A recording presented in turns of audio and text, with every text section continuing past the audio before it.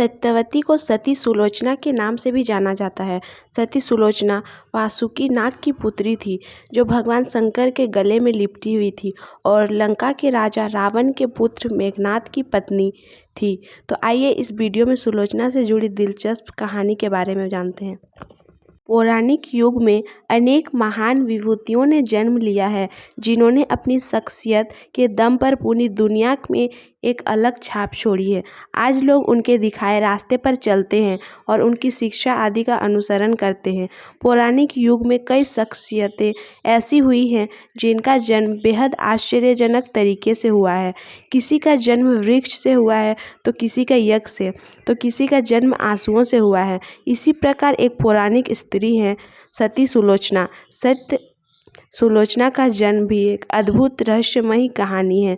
सत्य सुलोचना का जन्म एक ऐसी आश्चर्यजनक घटना है जिसे जानने के बाद हर व्यक्ति आश्चर्यचकित रह जाता है। उसी समय सती सुलोचना का जन्म हुआ जब माता पार्वती भगवान शिव के हाथों में वासुकी नाग को बांध रही थी। यह उनका दैनिक कार्य था, लेकिन एक दिन भूलने के कारण माता पार्वती ने वासुकी नाग को भगवान शिव के हाथों में थोड़ा कसकर बांध दिया, जिससे वासुकी नाग की आंखों से 2 आंसू गिरे और एक आंसू से सती सुलोचना और दूसरे आंसू से राजा जनक की पत्नी रानी सुनैना का जन्म हुआ।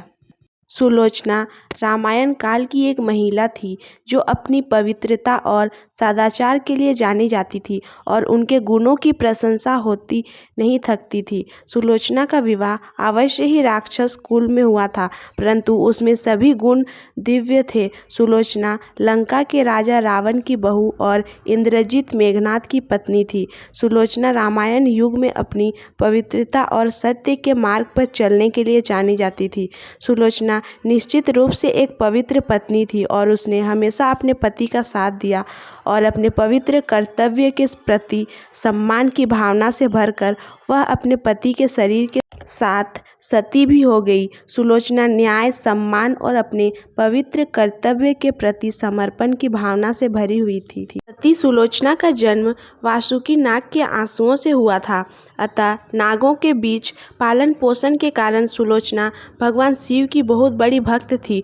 वह कई दिनों तक बिना कुछ खाए पिए भगवान शिव की पूजा करती रहती थी। एक बार सुलोचना भगवान शिव की पूजा करने के लिए मंदिर गई। वहां उसने एक सुंदर और उज्जवल चेहरे वाला एक आदमी देखा।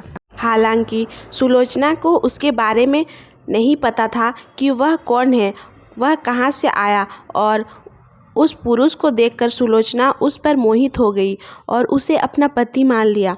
सुलोचना मेघनाद के पास पहुंची और विवाह की इच्छा व्यक्त की। सुलोचना भी कम सुंदर नहीं थी, वह अप्सराओं के समान सुंदर थी। उसकी सुंदरता को देखकर मेघनाद भी विवाह के लिए तैयार हो गया और मेघनाद और सुलोचना विवाह की इच्छा लेकर वासुकी नाग के पास पहुँचे। उन दोनों की विवाह करने की इच्छा जानकर वासुकी नाग को भी बहुत आश्चर्य हुआ।